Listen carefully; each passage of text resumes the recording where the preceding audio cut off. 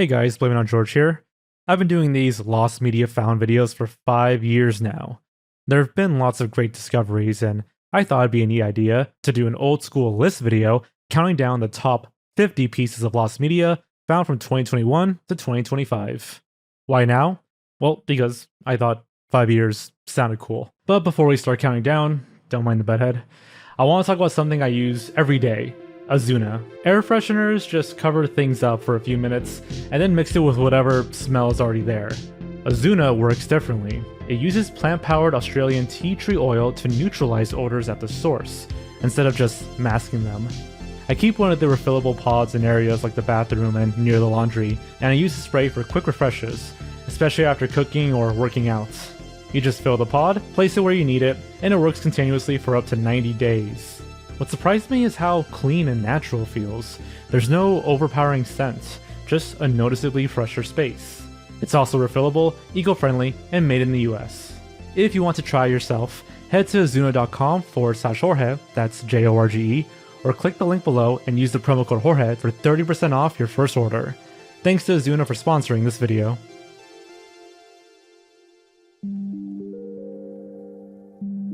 You can't do that on television.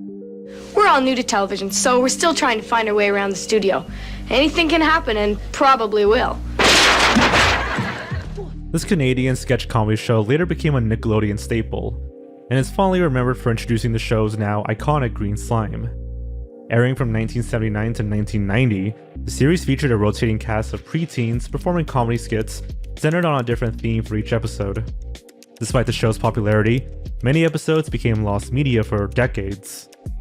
Early 1979 episodes only aired in Canada, or were heavily edited for US broadcasts. Furthermore, some sources state that the studio masters for the first season no longer exist, or were even erased. And aside from a single VHS compilation, the series never received a comprehensive home video release. In 2013, series producer Roger Price uploaded off-air copies of the first season onto YouTube. They were later removed, but archives exist online. By 2021, a handful of episodes were made available thanks to Paramount Plus, as well as some rare Season 9 episodes by the Internet Archive user AK Fade and Lost Media Wiki user Grigio Guy. While Season 2 remains missing, it's still great to see most of the show recovered, as it offers us a look into Nickelodeon's early years. Jimmy Two Shoes pilot. What's wrong with this picture? I believe the problem is Jimmy Two Shoes, your malevolency. Jimmy Two Shoes is the name of a Canadian animated television series that aired from 2009 to 2011. The program follows the misadventures of the titular character, an optimistic kid residing in a world populated by monsters and demonic entities. Series creators Edward Kay and Sean Scott initially developed the concept in 2006, which led to a 6-minute pilot episode. The pilot was notable for having huge differences from what the final show became, as it was initially targeted at an older tween audience. The original concept for the show was to have it set in hell, featuring characters such as Heinous, who was the devil, and Heloise, a brain-damaged serial killer consigned to hell. Heloise develops an affection for Jimmy, despite also subjecting him to torture. For many years, this pilot was heavily sought after due to interest in the original, more mature concept of the show. When asked about it, the creators stated they were unable to retain copies of the pilot, citing investor concerns about a potential leak. The search concluded on May 4th, 2025, when co-creator Edward Kay uploaded the complete pilot to his YouTube channel. He claimed that the pilot was inexplicably left on his front porch, and the identity of the sender remains unknown. Dora the Explorer pilot. Dora. Dora. Swiping, no swiping. Swiping, no swiping. In the late 90s, Funline Animation produced a pitch pilot for Nickelodeon's Dora the Explorer, in which Dora and Boots go on a beach trip. The pilot uses an earlier art style and character designs than the final series. Boots, for example, is notably yellow and looks more fluffy. Dora is mostly unchanged, though her eyes have a striking green color. There was also this test animation that was posted by Funline Animation years ago, in which Dora and Boots are just walking. As for the unaired pilot, it became a popular topic within the Lost Media community, and in 2023, YouTubers Riley Power and Evangeline found clips of the pilot on a 10th anniversary video interview with creators of the show. Sometime later, Funline themselves released some higher quality clips onto their website, but it wouldn't be until 2025 when Funline officially posted the entire pilot to YouTube. Demon Lady Carb Solutions commercial. Not as cute as these pigs in a blanket. Come on, Jamie. Ditch the diet. You know, I'll just have this. This is a classic. This mysterious Demon Lady commercial was so frightening that it stayed in the mind of one Reddit user who posted it to r/tip-of-my-tongue. He explains how he remembered a commercial that aired from 1999 to 2000 that he saw late one night. It showed a mother and some friends having a baby shower. Suddenly, one of the women turned into a freaky demon before being handed some candy bar that was being advertised. Interestingly, this wasn't the first time a commercial like this was inquired about on Reddit, and it became a small mystery online. Even TV Tropes had a small blurb about it on their website with a lot of similar details. Eventually, in 2021, people found a commercial compilation video on YouTube, uploaded by a user named John. This video contained the infamous baby shower commercial. The following year, YouTuber Junkies Tape In uploaded a different compilation of ads, which had the lesser-known airplane variant. Everyone else is eating it. No, thanks. So, snack mix? Come on, take the snack mix. While it's a niche topic, it did lead to the creation of the Lost Commercials Foundation, and for that reason alone, I think it's worth a spot on this list. Real Monsters pilot. Remember All Real Monsters? That classic 90s Nickelodeon cartoon about Ickis, Ablina, and Crumb learning to scare humans? Well, for decades the show's original pilot, simply titled Real Monsters, was completely lost to time. Only a handful of screenshots and a promotional clip were all that remained. Then in 2025, also known as the Year of Lost Pilots, a Reddit user simply going by the name Oprah Windu shared the complete Real Monsters pitch pilot in both r/cartoons and r/lost media, noting that they had obtained it from a friend who merely stumbled upon it. They uploaded a badly AI upscaled version of the pilot before the original was shared to the Internet Archive thanks to Lost Media user Haley. While the basic premise and cast were mostly the same, the pilot revealed some minor differences. The animation was rougher and more rudimentary than the televised series, and the Gromble was named the Womble. Spider-Man 2 Enter Electro Thor scene. By mine enchanted Uru Mjolnir, I sense disturbances in the Furies that are the providence of the noble son of Asgard and none other. Hi Thor, nice of you to show up. After the events of 9/11, the ending to the 2001 PlayStation game Spider-Man 2 Enter Electro had to be altered. The game follows Spider-Man as he tries to stop the villainous Electro from assembling the BioNexus device capable of amplifying Electro's powers to near godlike capabilities. Their final battle was supposed to take place in the World Trade Center, but after 9/11, this was changed to a generic skyscraper. That said, many believe that the game's ending also featured a cutscene with Thor, who randomly swoops in, destroys Electro's device, and swoops back out. It felt too random to be true, but it would explain the ending joke where the Daily Bugle credits Thor for defeating Electro. Furthermore, when the pre-9/11 version of the game was rediscovered, the Thor cutscene was nowhere to be found.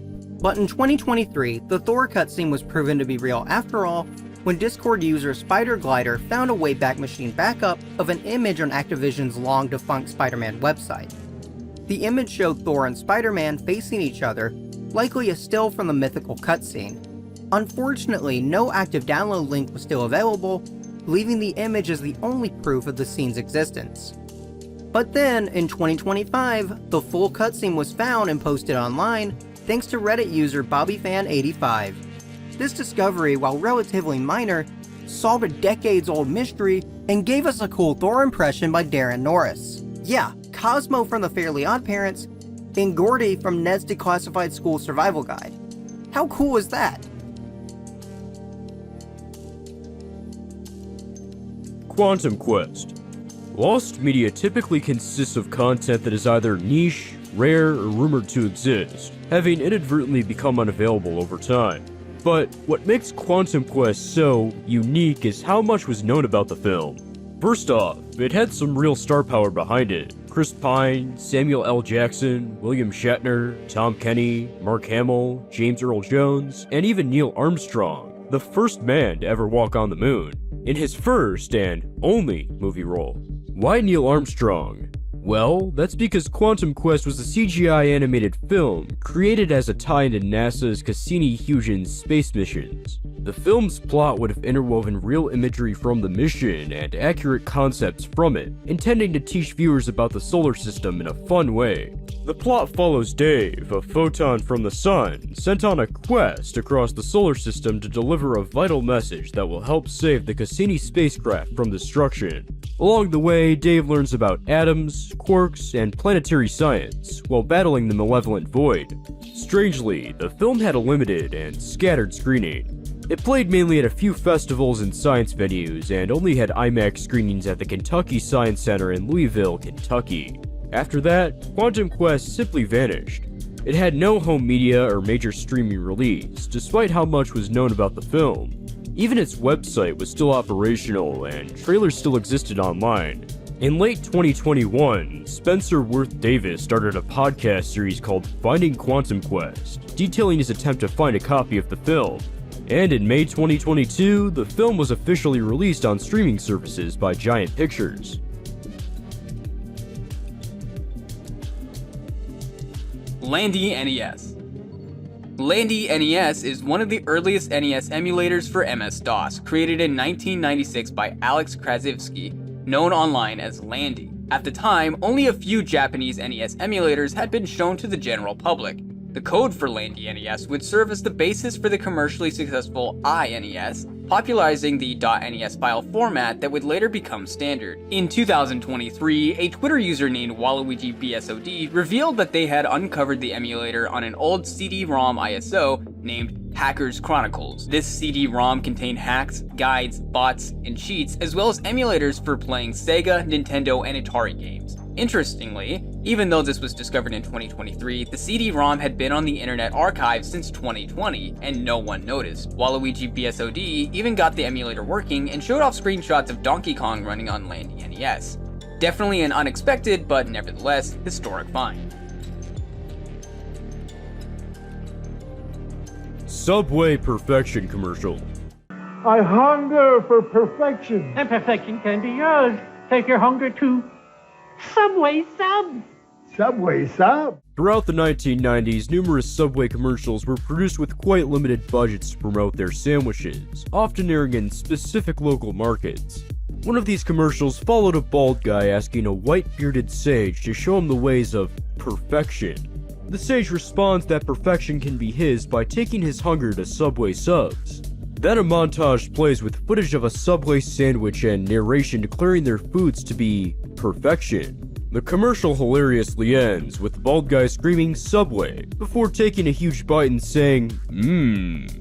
This lost commercial was relatively forgotten about until 2019, when a YouTube user by the name of Baron Von Brunk made a mini documentary video detailing his recollection of the ad through a LEGO stop-motion recreation.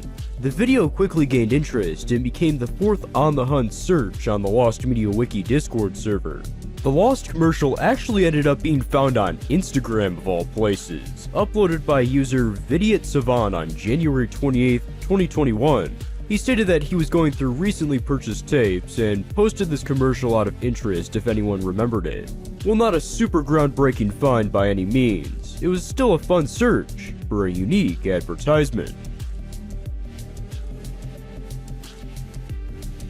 Turn on. Well, Charlie, this is it. The first computerized TV show. I never programmed a program before. This show was so negatively received that it was canceled not after, but during its first and only aired episode. Turn On was an experimental sketch comedy show from 1969, and instead of traditional setups or even a host, the show used avant-garde backgrounds, no studio audience, and a slew of sexually charged jokes, accompanied by flashing lights and electronic sound effects. In fact, the show calls itself the first computerized TV program. The reaction was so immediate and severe that some ABC affiliates received phone calls from angry parents who were watching at home with their children. By the end of the night, ABC canceled the show outright and pulled all future airings. A second episode had already been produced but was never aired. Turn On vanished soon afterwards with no reruns and little fanfare. It is often cited as television's most spectacular flops. Over the years, some clips have managed to find their way online, but it wouldn't be until 2023 when the first 2 episodes were uploaded to YouTube by the channel Crown Jewels. Additionally, a compilation of additional clips labeled as the lost episodes were uploaded to YouTube the following year. Given how fast-paced today's content is with social media and doom scrolling, perhaps Turn On was just ahead of its time. National Hemophilia Foundation House of Horrors. To a hemophiliac, his own house is a house of horrors, where anything can make him bleed and send him to the hospital. For many, the House of Horrors PSA was something of a holy grail for amateur archivers and lost media enthusiasts. This commercial was so frightening that some thought it no longer existed after its premiere. Recollections included, quote, twisted camera shots and a scary voiceover, and even demonic laughing. Produced for the National Hemophilia Foundation, House of Horrors was part of a series of 3 PSAs dramatizing the everyday dangers faced by people with hemophilia, a rare genetic disorder that affects the body's ability to clot. The PSA aired a handful of times in the early 1970s, but was discontinued as years passed. On December 19, 2024, the YouTube channel Classic PSAs uploaded a low-quality but complete copy of House of Horrors. Thankfully, the other 2 PSAs in the series, The Clotting Factor and I'm a Hemophiliac, have also been preserved. Copeland's Herobrine stream. Herobrine is the name of a notorious video game internet hoax and creepypasta from the hugely successful video game Minecraft. Rumors spread of a mysterious entity named Herobrine, who was hidden in the game and would stalk any player unfortunate enough to come across it. The popularity of this hoax stemmed from a 4chan post in 2010 that discussed the character. Afterwards, a YouTuber named Copeland found interest in the story and decided to incorporate it into his videos. This led to an infamous live stream, in which Copeland appeared to capture live footage of his encounter with Herobrine. Once it was uploaded, the stream was posted on the Minecraft forums, and it became an iconic piece of the Herobrine myth. Unfortunately, the stream itself became lost throughout the years due to not being archived properly, since it was only available on livestream.com. Many years have passed, with search efforts for the stream leading to discoveries of screenshots and the world file that was used. In July 2024, I posted my video on the topic, and less than a day later, YouTube user Brutal Little F Jump uploaded the full stream onto his channel, stating that he had no idea it was lost until he saw my video. Definitely a funny story, and a big win for the Minecraft community. Bear in the Big Blue House pilot. Before the show ever aired on TV, a short test pilot for Bear in the Big Blue House was produced in 1997 to convince the Disney Channel that the series could work. And it was just to show executives the premise, puppetry, and Bear's gentle way of talking to the audience. The plot was rumored to later be reworked into the season 1 episode Water, Water Everywhere. Notably, the pilot featured a very early version of Tutter, who was simply named Mouse. The Otter twins, Pip and Pop, were originally brown instead of purple, and they were named Pummel and Pop. Very little was known about the pilot, and the only proof of its existence were some screenshots online.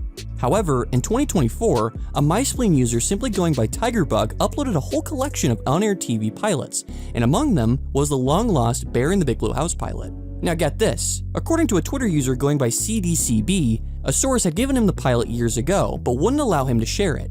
CDCB asserts that his version was the one that Tigerbug shared on MySpleen. So, what happened? CDCB had hired a quote, highly respected archivist to restore his copy and surprise his original source. He shared the pilot with the archivist with the explicit instruction to keep it private. Yet 2 years later, it appeared online. Curious. The Virtual Ed Sullivan Show. If you thought my old show was really big, wait till you see this extravaganza. What a great-looking audience you are out there. This entry deserves a spot on this list for how insane of an idea it was. The Ed Sullivan Show was a classic program that aired from 1948 to 1971 and was famous for introducing major acts like the Beatles and Elvis Presley to American audiences. The virtual Ed Sullivan Show, however, was a 1998 project meant to serve as a celebration of the original's 50th anniversary. The pilot used a computer-generated Ed Sullivan driven by the motion and voice of impressionist John Byner in a motion capture suit. The show aired on UPN as a series pilot, but due to exceptionally low ratings, the planned series was scrapped and had largely vanished from the public eye. Many were also critical of the show's attempt to use technology to revive someone. Ed Sullivan had long passed away by this point, and some thought this was distasteful to his legacy. Nevertheless, well-known archiver Kev the Ripper announced on the Lost Media subreddit that he purchased a tape of the special from eBay. Soon after, he digitized the tape and made the pilot available on YouTube. The Shining, original Overlook Hotel photo. The final scene of Stanley Kubrick's The Shining is an eerie slow zoom into a photo of a black and white ballroom dated July 4th, 1921, far before the events of the film. Many assumed this photo was simply taken for the movie, but in 2025, the original was uncovered by some hardcore Kubrick fans. In 1985, a cropped version of the original picture appeared in the Complete Airbrushing and Photo Retouching Manual, confirming that it was based on a genuine vintage photograph. Still, the book never clarified the identities of the guests or the event depicted, and it became a mystery for decades. In 2024, Reddit user Connor Plunkett used facial recognition software and obtained a match for Santos Cassini, a well-known 1920s ballroom dance instructor in London. New York Times journalist Eric Toller and academic Alistair Spark began their own investigation. They got into contact with photographer Murray Close, who disclosed that the original was not in Warner Brothers' archive, but rather from the BBC Holton Photo Library, which is now incorporated into Getty Images. By 2025, Spark and Toller had located the original photograph, which turned out to be from a St. Valentine's Day dance on February 14, 1921, at the Empress Rooms of London's Royal Palace Hotel, where Kubrick's team had simply airbrushed Nicholson's head onto the body of Santos Cassini. King Koopa's Cool Cartoons Threat Episode. I know where you live, Arthur. I'll drop a complimentary piranha into your bathtub tonight, Arthur. While the show is far from being found, this piece of lost media is just so silly it needs to be mentioned. King Koopa's Cool Cartoons was a short-lived live-action spin-off to the Super Mario Bros. Super Show, focusing on Bowser, or Koopa, instead of Mario. The program ran as a wraparound show where a costumed King Koopa performed in front of his studio audience of kids and then watched old public domain cartoons. If it sounds obscure, that's because it is. It primarily aired in Southern California from 1989 to 1990 on the Los Angeles station KTTV, though there are rumors that it also played elsewhere, like in the UK. The show only lasted for 65 episodes and was not received too well. Kids generally liked it, but some parents felt it was inappropriate or frightening and sent in complaints. King Koopa's Cool Cartoons is probably the only item on this list that is still like 90% lost, but the threat episode, it deserves a spot on it. So, rumor has it that the host read one of these critical letters from parents live during filming and responded with something like, "You can say what you want about me, but I know where you live." This moment became infamous online, and some believe it was the reason the show got cancelled. Others believe it never existed at all. The mystery was finally laid to rest in 2023, when Betagem's Lost Media found this exact clip from an archive of over 1,000 Betamax tapes. Turns out, King Koopa did tell a viewer he knows where he lives, albeit in a scripted and clearly joking manner. Food fight findings. His name was Dexter, a great detective, and Considered as one of the worst animated films of all time, almost everything about Food Fight is incomplete, ugly, or even offensive. The story is an incoherent mess, the animation and designs are uncanny, and despite being marketed as a family film, it's full of sexual innuendo and gross out jokes. Oh, and there's food puns. A lot of food puns. While the film is shit, its production is fascinating. It was slated for a 2003 release, with early footage and a sizzle reel being shown. However, midway through production, director Lawrence Kasanoff claimed that the hard drives containing much of the film's assets were stolen, forcing them to start from scratch. Multiple former crew members later said that they do not recall any such events, and that the materials were still accessible in studio. Many suspect that the theft story was merely a fabrication, either to justify restarting with a transition to motion capture animation, or to support an insurance claim. Regardless, the film was officially released straight to home video in 2012, and basically became a laughingstock online. Its troubled history and supposedly stolen assets were discussed by many YouTube critics and animation fans, and people wondered what Food Fight could have been. By 2024, a ton of lost media related to Food Fight was found by Lost Media Wiki user Ziggy Kashmir, including the animatic cuts, behind-the-scenes photos and videos, character designs, 3D models, and even assets from a cancelled Food Fight video game. Jeopardy! Barbara Lowe episodes. In the world of game show lost media, the infamous Barbara Lowe episodes of Jeopardy definitely stand out as some of the strangest examples. Barbara Lowe was a contestant who won 5 games on the quiz show during its second season in 1986.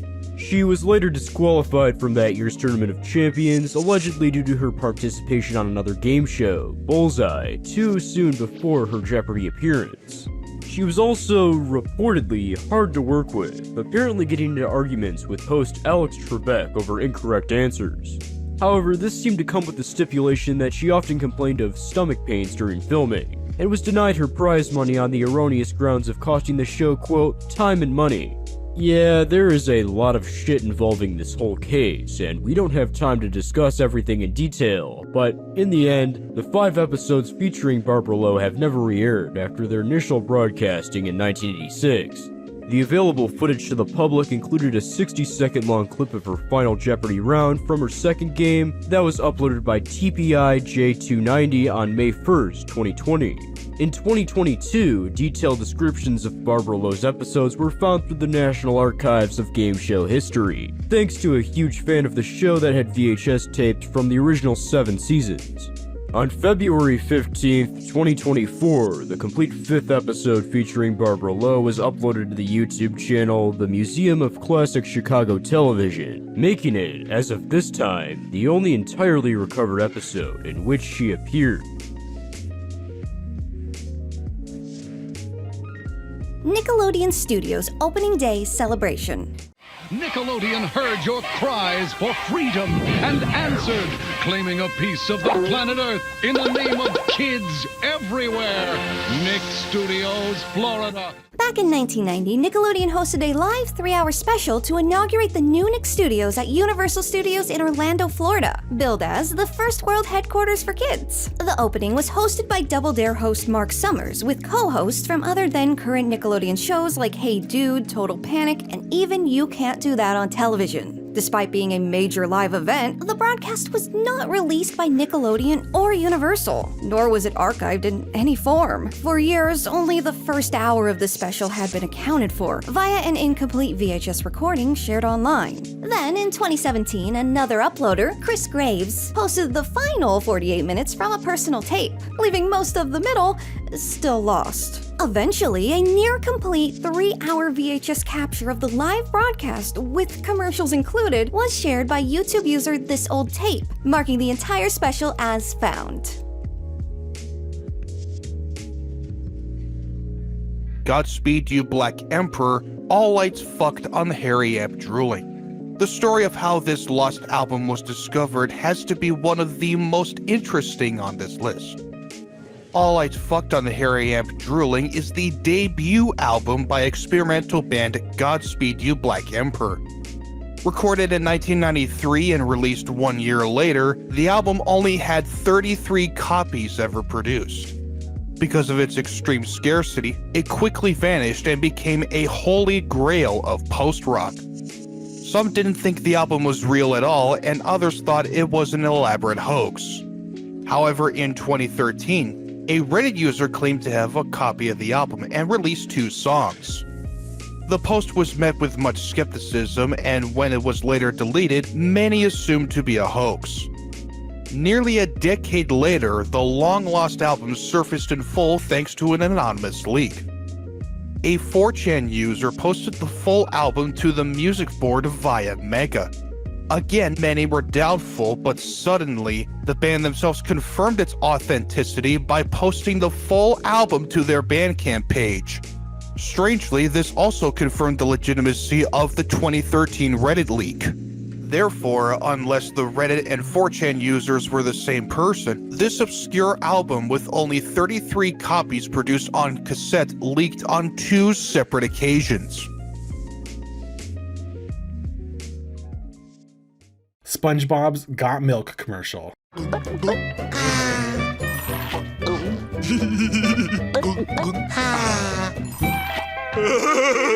SpongeBob is really the gift that keeps on giving for the lost media community, having some of the biggest searches of all time, many of which were found in the 2020s. One notable case is the Got Milk commercial, which originated from a 2001 magazine ad featuring SpongeBob and Patrick drinking chocolate milk, which gives them milk mustaches. Because SpongeBob is a sponge, his mustache is quickly absorbed and vanishes. Sometime later, this ad was turned into a commercial that broadcast on TV, but following its initial airing, it became lost. Its existence was only attested through online recollections, particularly on SpongeBob fan forums, by individuals who viewed it during its original broadcast. On October 14th, 2022, user Alitech12 uploaded a screen recording of the long-lost commercial to the Lost Media Wiki Discord server. A direct quality version was later released that same day, concluding this obscure case of SpongeBob lost media. Fond my mind feels like a wish.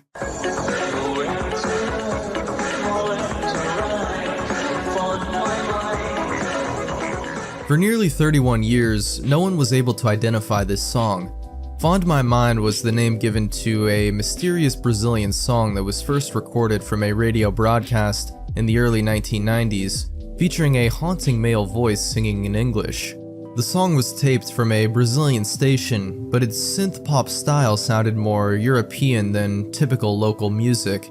As the song spread online, it became one of the most interesting unsolved musical mysteries on the internet, and even became known as the most mysterious song of Brazil.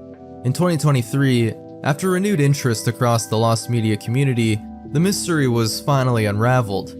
Mix engineer and musician William Paiva was contacted, believing to be one of the few who had a surviving copy of the tape. In 2023, he uploaded the full track online, finally identifying it as Feels Like a Wish by Brazilian duo Station K. While this was a great discovery in the Lost Wave community, it'd only be the first of many to come. Michael Jackson and Scramble Training. I am Commander Jackson. By completing this training successfully, you will be qualified for the Space Pilot's license. In 1993, Michael Jackson secretly starred in a video game that almost nobody got to play. Scramble Training was like a wild mix between an arcade game and a theme park ride. Players sat inside a space pod that would move, shake, and rumble while they flew a spaceship on screen. In a special version called Michael Jackson and Scramble Training, the King of Pop appeared as Commander Jackson, your on-screen flight officer. He'd welcome the player on board and talk you through the mission like a captain guiding rookie pilots. But there was a catch. The game operated on these giant Sega motion simulator machines that phased out in the late 1990s. On top of that, Michael Jackson was removed from the game after his infamous 1993 child sexual abuse allegations. For all these reasons, Scramble Training was forgotten, only surviving through low-quality cam reps online. Decades later, something incredible happened. In 2022, a whole tape of Michael Jackson and Scramble Training appeared at a UK flea market of all places.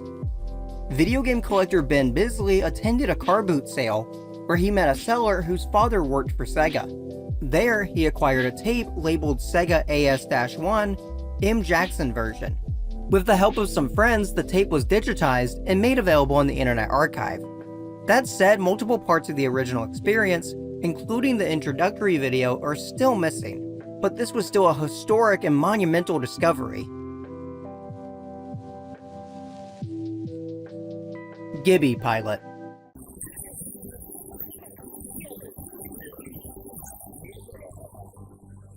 Planned as a spin-off of iCarly, the TV show Gibby would have featured Noah Monk returning to the role of Gibby to mentor a group of bullied middle school kids.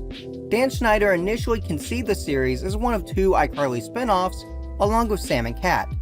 Pilots for both shows were filmed, with Sam and Cat being the only one to be greenlit by Nickelodeon. In 2019, the Dan Warp Twitter account posted a full script description of the pilot, including 3 pages of the script.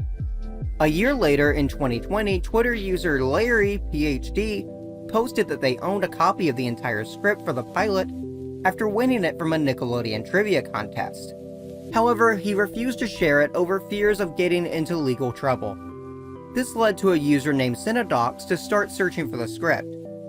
After posting about it in the iCarly subreddit, Cinedox was contacted by a user named Balehor who had the script and sold it to them. To make things a little confusing, when asked how they got the script, Balehor explained that they received it from a friend named Skylapre, who also got it from a Nickelodeon trivia contest. Cinedox shared the script online, and a few years later, the actual complete pilot for Gibby was found by YouTube user Media Garbage in 2023. Media Garbage deleted the upload from their channel out of fear of a copyright strike, but the pilot is still viewable online via re-uploads. Marble Madness 2. Marble Madness 2 has to be one of the most incredible cases of a lost arcade game, with search efforts spanning decades. Intended as the sequel to the original Marble Madness, this game would have offered more levels and new power-up abilities. However, Atari ultimately shelved the project due to negative playtest feedback, with the belief that fighting games such as Street Fighter II were more popular. Despite being cancelled, working Marble Madness 2 arcade cabinets were known to exist. One prominent arcade collector, Scott Evans, also known as Atari Scott, dedicated years to the hunt after discovering the circuit board, simply labeled Marble Man, in 1997. After extensive communication with other collectors, navigating dead leads, and securing Atari's approval, Atari Scott assembled a complete, operational Marble Madness 2 cabinet. And for years, Scott refused to release the ROM online, keeping the game playable only at public events like conventions. This changed dramatically in 2022, when a playable ROM of Marble Madness 2, known as Marble Man, was unexpectedly uploaded to the Internet Archive by a user named Dank2079. The identity of this user and the source of the ROM remain a mystery. Empress Chung. What makes Empress Chung notable is that it was a rare joint project involving both North and South Korea. Both countries participated in its production, and it became the first film to be released simultaneously in North and South Korea on August 12, 2005. As for the movie itself, it's based on the classic Korean folktale in which a devoted daughter sacrifices herself to restore her blind father's sight, and is later rewarded by becoming an empress. Director Nelson Shin reportedly spent several years and millions of dollars developing the film as a passion project, using around 500 animators. Despite winning prizes at film festivals, Empress Chung earned only a small fraction of its budget at the box office. Due to its underperformance and increasing tensions between North and South Korea, the film quietly disappeared. It had no standard home media release, and it was a lost media mystery for many years. That is, until late 2025, when material from Empress Chung began appearing on Yahoo Auctions, including a complete copy of the film given to Japanese distributors and a partial copy for English speakers. These were purchased by YouTuber Filist and restored by Lost Media Wiki users Notelu and Mazaz, before finally being uploaded on New Year's Eve.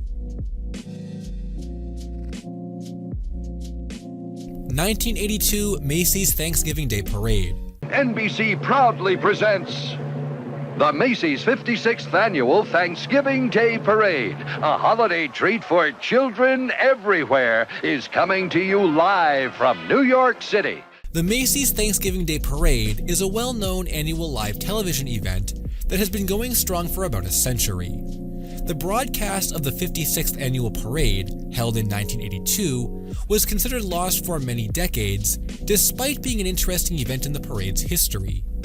Due to heavy winds, 5 balloons sustained minor damage during the event. Notably, the Bullwinkle J Moose balloon was removed due to cosmetic issues. Beyond this incident, the 1982 parade included the retirement of the long-running Snoopy balloon, which had initially debuted in 1968, and the introduction of a new Woody Woodpecker balloon that remained a mainstay until 1996. Additionally, the debut of the olive oil balloon marked it as the 3rd female giant balloon in the parade's history.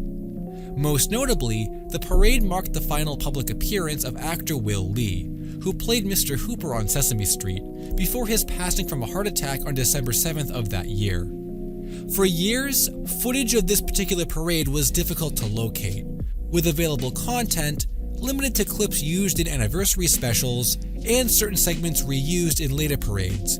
On April 11th, 2022, a user named Retro Game Planet uploaded a substantial amount of previously unseen footage of the 1982 parade, including the newly debuted balloon and Sesame Street floats. A few days later, the entire 1982 parade broadcast was uploaded to YouTube by the user Laura Brannigan Forever, who had received the recording from Retro Game Planet. The Nintendo 3DS Demo Dump.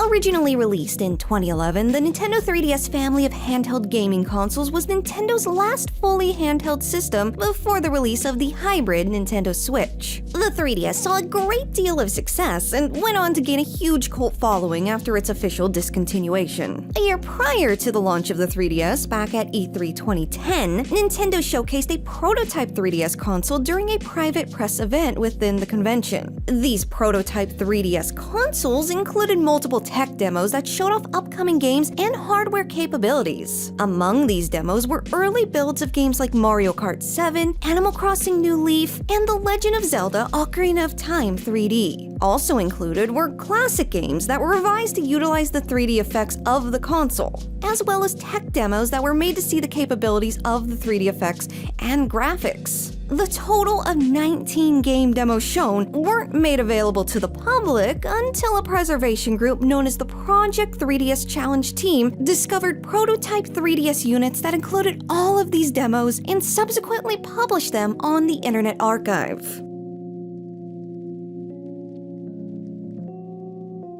Duke Nukem Forever 2001 build. Duke Nukem Forever is infamous in gaming history for having the longest development period. This was the result of the game being migrated across multiple game engines, the layoff of the majority of the development team, and ultimately, a complete remake by a new publisher, 2K Games and Gearbox Software. On top of all of that, after its eventual release, fan reception was mostly negative. Due to the game's troubled development, a significant amount of material from early versions has surfaced through official promotions and leaks over the years. Most notably, on May 8, 2022, a leaker collective named Zorjump uploaded footage of the 2001 E3 build of Duke Nukem Forever to 4chan. George Broussard, the game's original director, subsequently commented that the footage looked real. Although initially promising a June release, Zorjump released the 2001 build, which included its source code and press kit, just 2 days later on May 10, 2022.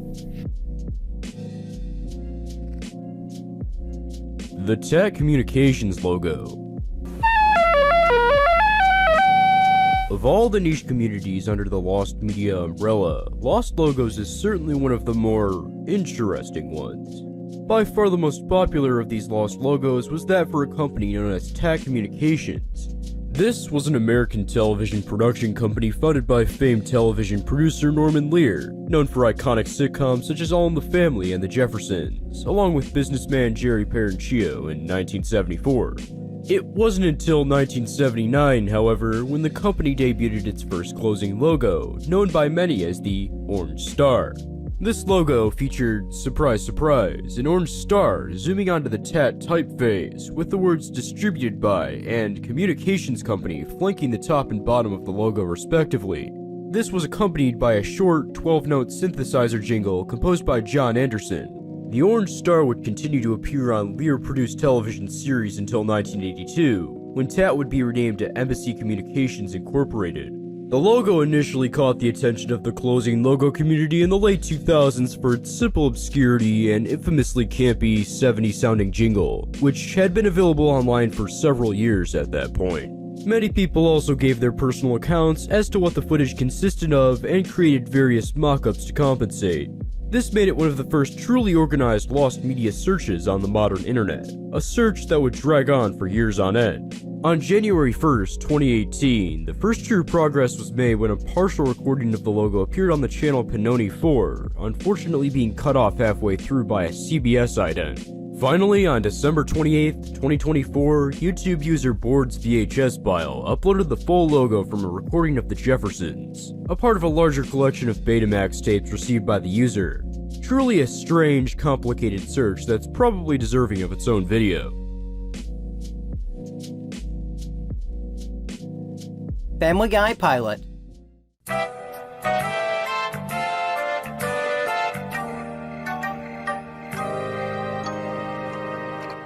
Something that cemented 2025 as the year of lost pilots was the rediscovery of the Family Guy pilot. Family Guy's pilot episode was a long-running mystery in the lost media community, and its existence was always known about, as the first 7 minutes were available as a bonus feature on the Season 2 DVD. The rest of the pilot, however, was lost media for years. The pilot was essentially a lower-budget prototype of the show's actual first episode, Death Has a Shadow. While the plot seemed largely the same, the animation was much rougher, as series creator Seth MacFarlane reportedly spent 6 months animating it himself by hand. Some of the character designs were also different. Peter had thicker glasses, Lois was blonde, and Chris Griffin was voiced by MacFarlane instead of Seth Green. In 2025, Lost Media Wiki user Ghost the Dead Girl discovered that the complete pilot was available on animator Robert Paulson's personal website under his portfolio. Funny enough, it had apparently been uploaded years earlier without any attention, which honestly makes this rediscovery even more memorable. Shrek. I Feel Good test animation.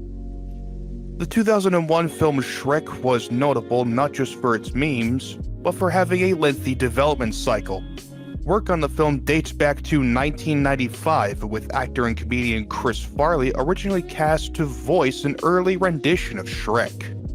His early design seems more ogre-like and grotesque compared to DreamWorks' final design. What many didn't know was that there was a complete test animation featuring this version of Shrek. The short premise had Shrek singing the song I Feel Good by James Brown before being confronted by a mugger.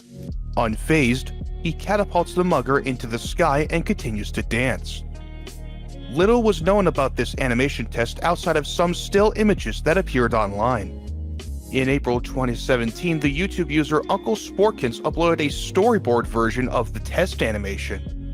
A later re-upload was released in September of the same year following the user's discovery of additional storyboards.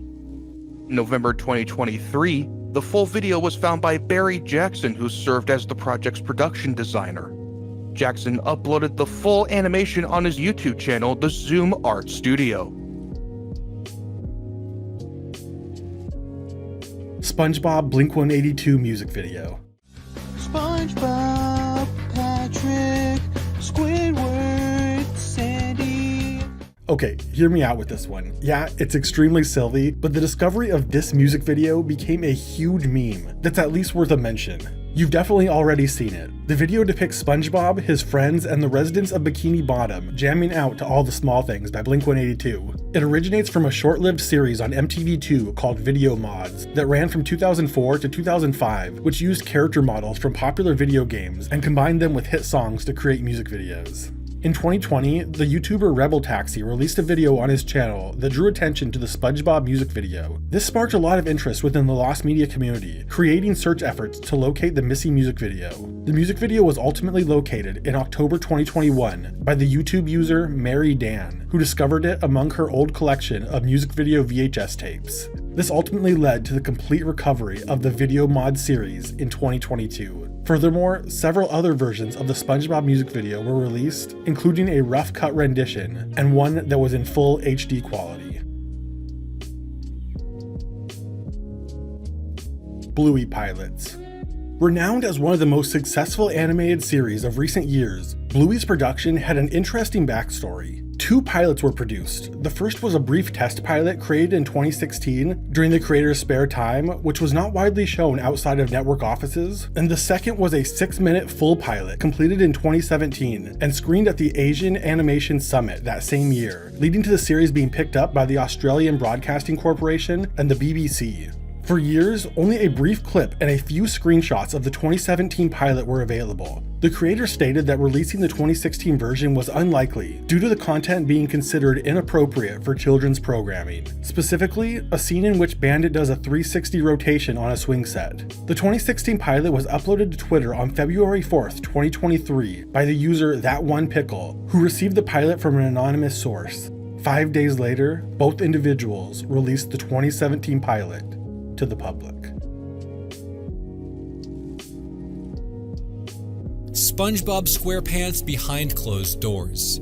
Another piece of SpongeBob SquarePants lost media being found, this discovery is one of the strangest finds of the 2020s. Behind closed doors refers to an unreleased compilation of pornographic illustrations featuring the show's characters. These drawings were created by storyboard artists working on the series during the 2000s, as a means of workplace stress relief and amusement for colleagues, a practice known in the animation industry as a storyboard jam. These illustrations were subsequently collected into a bound volume distributed to staff members involved with the production. The existence of this collection was first brought to public attention by Osborne in a 2012 article published in Hogan's Alley. Due to its mysterious nature at the time, it attained legendary status within the SpongeBob fan community. In July 2023, I was contacted by a former anonymous employee of the show who informed me they possessed one of the copies of the book. The employee provided me with the book's title and 6 images showcasing some of the explicit drawings. With the employee's permission, I saved and uploaded these images to the Internet Archive. Given the extraordinary nature of this topic, this item stands as arguably the most unique piece of SpongeBob lost media unearthed thus far in the 2020s.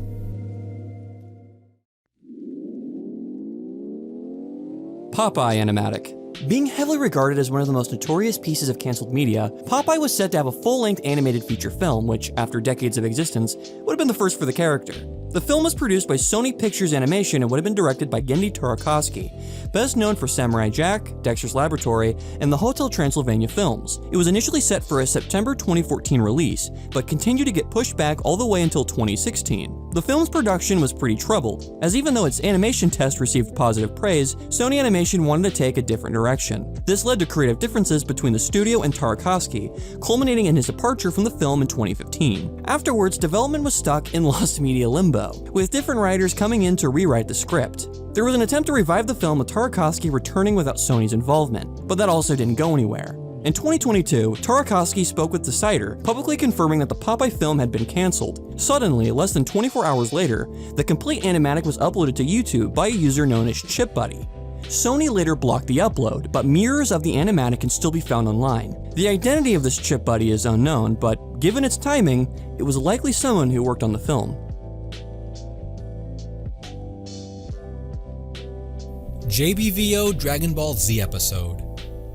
Wow, okay, there's that floating half-body guy. Goku, flying or doing something over there. Frieza hurls some kind of fireball at him. Oh, man, this is... All right, okay, there you go. JBVO has been well known as one of the oldest, most sought-after pieces of Cartoon Network lost media. This series was a spin-off of Johnny Bravo, and featured Johnny as the host. Viewers were able to submit requests for which cartoons they wished to have aired via telephone cards in the Cartoon Network website. The show also included guest appearances from characters originating in other Cartoon Network programs. The programming block was unsuccessful and failed after just 1 year, leading to the loss of many episodes. One notorious episode, recalled by numerous viewers of JPVO, featured a segment where Johnny answered a phone call from a viewer named Jennifer. Jennifer requested an episode of Dragon Ball Z, despite a program rule prohibiting the broadcast of half-hour shows. Johnny ultimately granted the request, but the episode played sped up while he provided commentary, concluding with an apology to Jennifer. Over the years, efforts have been made to preserve JPVO. A substantial portion of the series has been successfully archived, notably including the Dragon Ball Z episode, which was discovered by Sanders Planet and subsequently uploaded to the Internet Archive by Jericho on May 14, 2023. The episode was later made available for viewing on YouTube.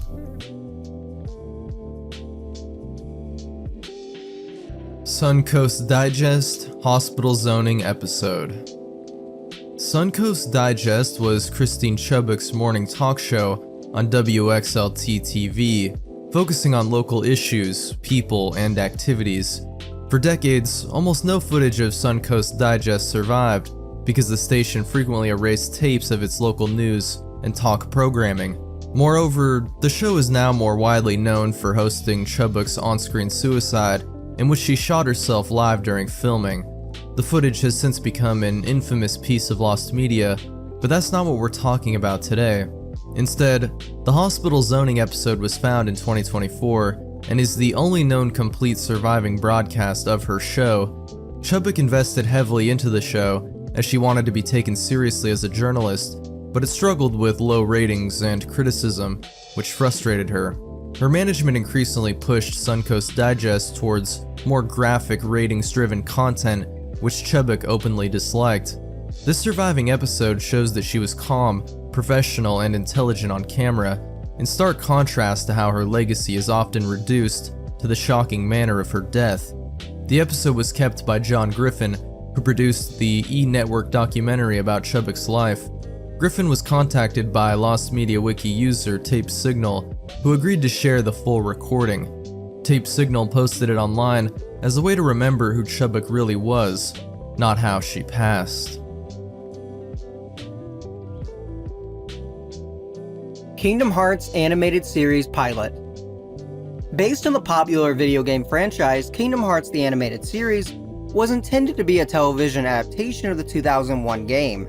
Director Seth Kearsley beautifully crafted the series and produced an animatic pilot to pitch to Disney Channel. However, Disney didn't go through with these plans, and for unclear reasons rejected the pitch. The Lost Media Wiki cites that the cancellation was due to the network worrying that the tone was too dark for the target audience. However, in a later video, Kearsley claims the show didn't go anywhere, even after positive testing, because Disney wanted to focus more on the games. It wasn't until October 11th, 2022 that Seth Kearsley uploaded the pilot animatic to his YouTube channel after teasing it for a few days on Twitter. Kearsley stated the reason he finally decided to upload the animatic was due to a near-death experience he had a while back, which ended up motivating him to release some of his unreleased work that he wanted the world to see. A few days later, however, Kearsley would delete the upload from his channel after a peer from the Walt Disney Company suggested that he remove it. Even so, many viewers were able to archive the upload, and it remains available to the public through re-uploads. Sailor Moon Toonmaker's pilot. Sailor Moon was surrounded by her closest friends, the Princess Warriors, Sailor Mars, Sailor Mercury, Sailor Venus, and Sailor Jupiter. Did you know that Sailor Moon was planned to be reimagined as a hybrid live-action/animated series for American audiences? A lot of us didn't, and that's what makes this discovery so fascinating. In the mid-1990s, a proof-of-concept pilot was produced by Toonmakers, intended to sell a westernized Sailor Moon. The Sailor Guardians were reinterpreted as a diverse group of princess warriors who attended an American high school on Earth, but transformed into animated space heroes. Other differences include several name changes, Luna and Artemis being merged into a single cat, and a more sci-fi feel, rather than the magical girl aesthetic of the original. The pilot was directed by Rocky Solotov with a reported animation budget of roughly $250,000. Ultimately, DIC chose to localize and dub the Sailor Moon anime instead of commissioning the hybrid remake. Once DIC's version moved forward, the Toon Maker's pilot was shelved and never picked up as a full series. Only a grainy convention video and a few images circulated, and it was largely forgotten about. In 2022, YouTuber Ray Mona finally uncovered the long-lost pilot. With help from journalist Cecilia D. Anastasio and former Bandai America president Frank Ward, she obtained the footage from the Library of Congress archives. Ramona then released the full pilot online as part of a documentary, The Western World of Sailor Moon. Blueprints. Hi, come on in. We are so glad you're here today. Hey, Blue, look who's here. Blueprints is the name of the pilot that would eventually become the popular Nick Jr. television series, Blue's Clues. The show had a lengthy development, including an early version of Blue, who was originally a cat named Mr. Orange. After this idea was scrapped, the dog Blue was conceived, leading to the production of a 24-minute pilot. The filming of this pilot occurred in either 1994 or 1995, and was subsequently shown to a test audience of preschoolers, who reportedly enjoyed it. Some differences from the final show include Steve wearing a red shirt instead of his iconic green striped shirt, and Mr. Salt having a Brooklyn accent instead of a French one. The pilot was never released publicly, reportedly because Nick thought it was, quote, too different from the rest of the series. However, the network has released snippets from it through various specials and social media posts throughout the years. On September 9th, 2023, the full pilot was found and uploaded onto YouTube, being obtained from someone that wishes to stay anonymous, potentially pointing to its origins being from an unauthorized data breach at Nickelodeon. Still, the search for blueprints remains paramount in the minds of many who enjoy finding lost pilots. Thomas the Tank Engine, Down the Mine, original 1983 pilot. With over 500 episodes, Thomas and Friends has endured as one of the most iconic kids shows of all time, and a staple in many childhoods. Beginning in 1984, the series centers on anthropomorphic engines living in the fictional island of Sodor. However, 1 year prior, a television pilot was made to pitch the show to several networks. After it was picked up by British television channel ITV, the film canisters containing this pilot disappeared into the archives. The episode was later remade into the Series 1 finale of the same name, but with many differences. In the years to follow, interest in the Thomas pilot increased, and it became one of the most sought-after pieces of lost media.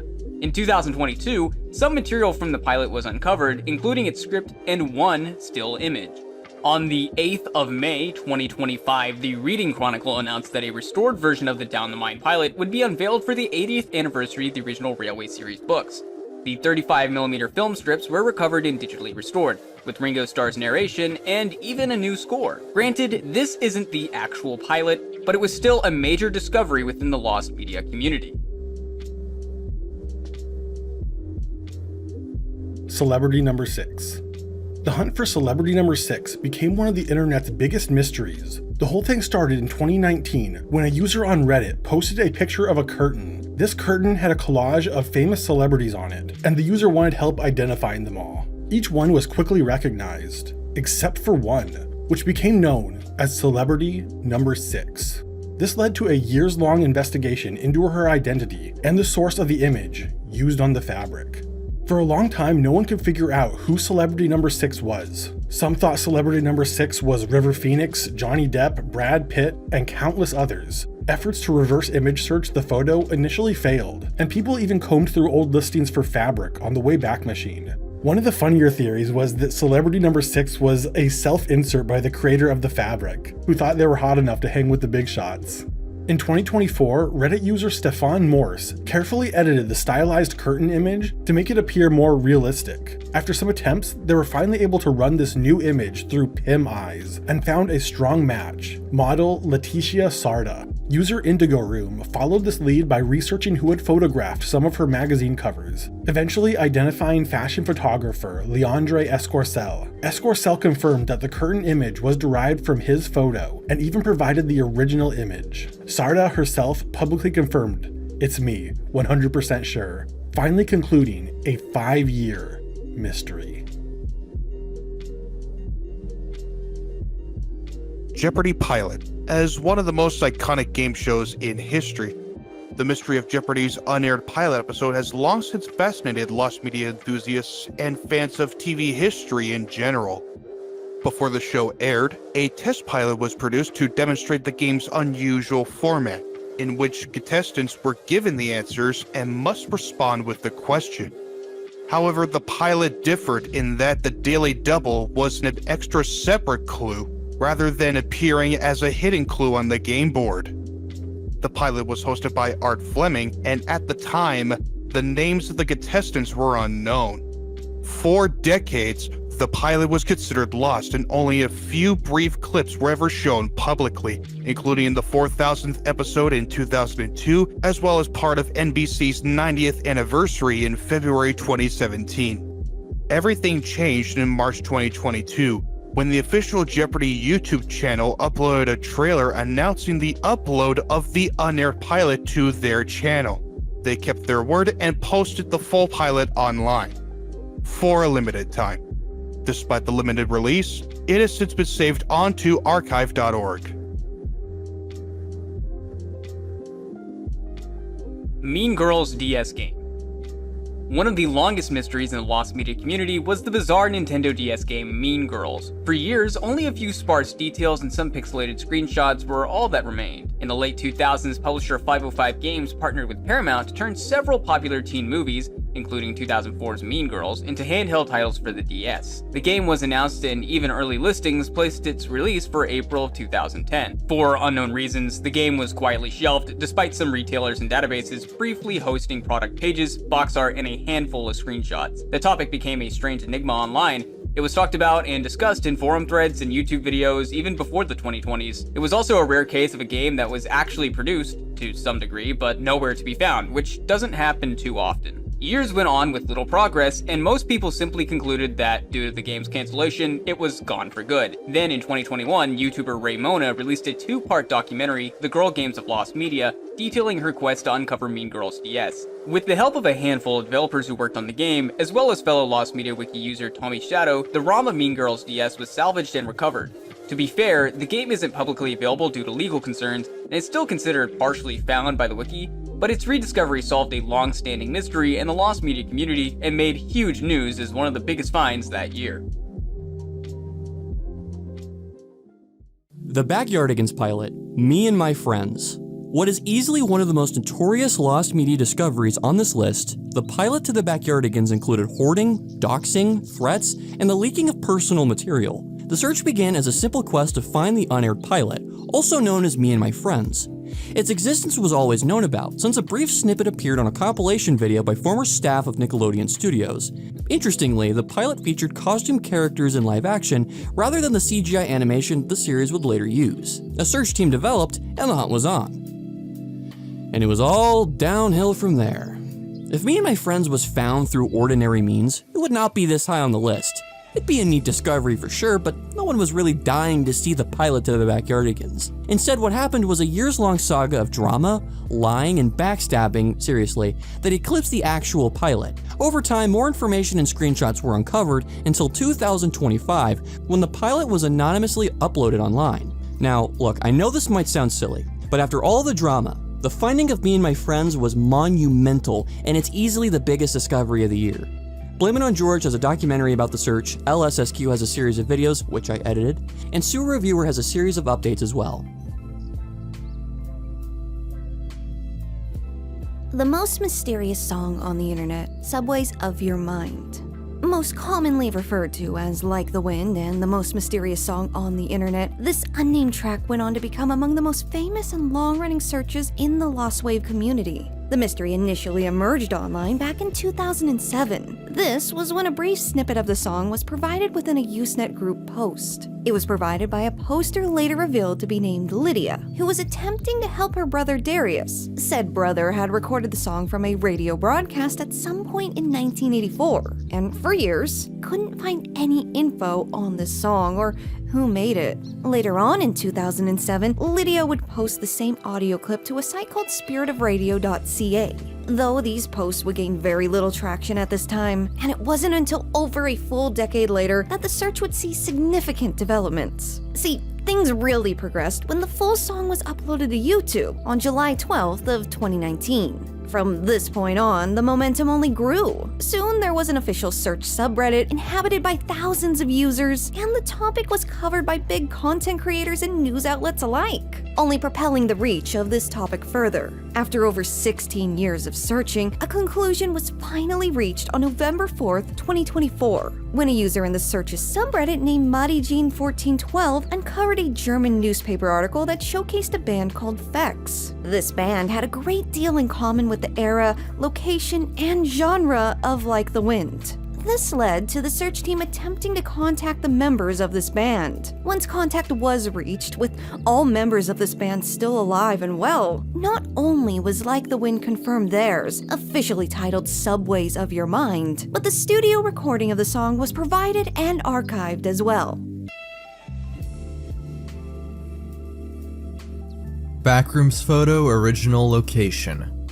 At this point, do we even need to introduce the backrooms? What started as a simple image of a yellow-tinted office space posted onto 4chan became one of the most recognizable horror concepts of the 2020s. It popularized the liminal space aesthetic, empty in-between locations that give off a feeling of nostalgia, loneliness, eeriness, and the uncanny. Dedicated subreddits, wikis, and Discord servers formed to expand the lore of the backrooms, incorporating different levels and monsters. Plenty of indie horror games and YouTube videos soon followed, and even a full-blown film based on the concept is set to release in 2026. Is it overblown? Maybe, but we've all seen the photo and know the story by this point.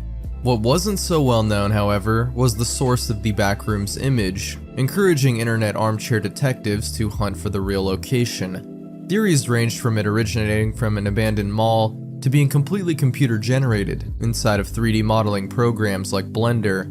However, the crucial breakthrough came in May 2024, when members of the Virtual Carbon Discord server located the original image via the Wayback Machine. The photo was found on an archived Hobbytown Oshkosh renovation page, with it being uploaded back in March 2003. The now iconic room was simply a mundane retail space being converted into an indoor RC racetrack.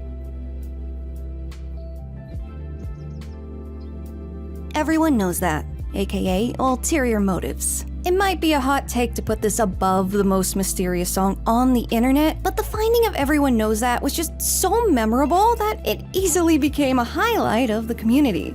You know why. The story begins in 2021 when a short 17-second snippet of a catchy 80s-sounding pop song was posted online with no title or artist. The clip was uploaded to What's That Song, a song identification site, by a user named Carl92, and later became an internet phenomenon. By 2023, the mystery gained crazy amounts of attention on YouTube, Reddit, and TikTok. Thousands of videos have been made about the topic and the search, and it'd be impossible to cover everything in this brief segment. What we will discuss is how it was found. It was a few years later, in 2024, that Reddit users discovered the full song hidden in an obscure 80s adult film titled Angels of Passion. That's right, Lost Media was discovered in an adult film. The song was identified as Ulterior Motives by artists Christopher and Philip Booth. The two were stunned by the search and were able to confirm that the long-lost track was indeed theirs. They even released a newly recorded version so that the song could be enjoyed in its full pristine quality, as the original recording has yet to be found in full. While this discovery was of course celebrated online, the fact that it was found by Redditors skimming through 12 hours of adult video footage